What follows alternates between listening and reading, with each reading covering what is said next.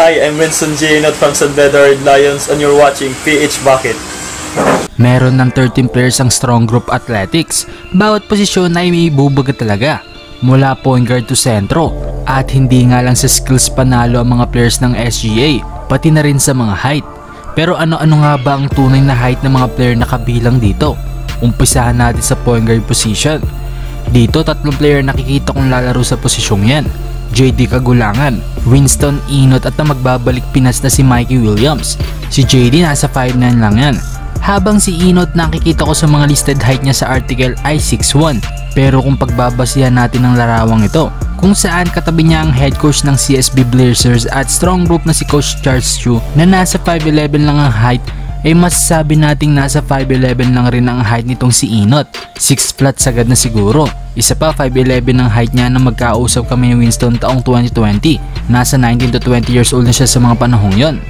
Sumunod ay itong si Mikey Williams. Heto si Mikey, matangkad din talaga to. Nasa 6'2 talaga ang height neto. So sila nga mga brody ang 3 point guard na magtitimon para sa SGA. Kagulangan, Inot at Williams. May floor general, may defender at may scorer.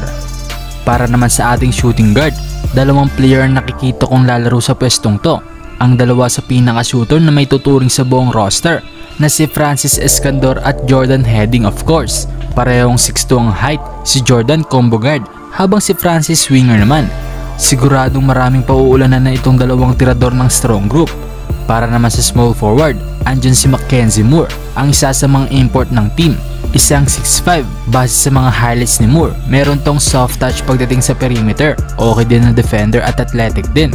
Sumunod ay itong si Justin Sanchez, kasabay nitong lumipat ng CSB Blazers si Inot mula sa San Beda. Isang 6'5" winger itong si Sanchez na may tira sa labas, okay din na defender at attacker sa loob ng basket. At ang pangatlong small forward, syempre walang iba itong si Kevin Kiambao. From big man noong high school, chinaga niya na i-convert yung skills niya papuntang wingman. Alam niya kasing hindi uubra ang kanyang height pagdating sa mas mataas na kompetisyon. Kaya wise na desisyon to para kay Kiambao. At hindi naman siya nagkamali dahil nagawa pa rin niyang lumakas sa paglalaro bilang wingman. Season at final MVP ng UAP, san ka ba, diba? Pero ano nga ba ang tunay na height ni Kevin? Maraming kumakalat na 6'8" ang height niya. Yan kasi yung pinagbasihan ng karamihan miski ako na galing kay KQ na isa siyang 6'8". Pero marami ang nagduda na magbalik na ang liga dito sa ating bansa. Base sa lahat ng nilaruan niya mula sa UAP, SGA at sa Gilas, sa tingin ko mga brody nasa 6'4 pa rin ang height ni Kevin.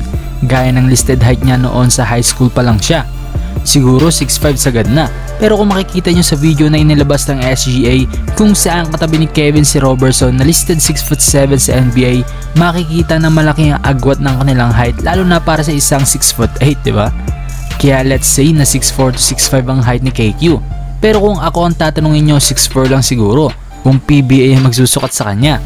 Sumunod naman para naman sa ating power forward.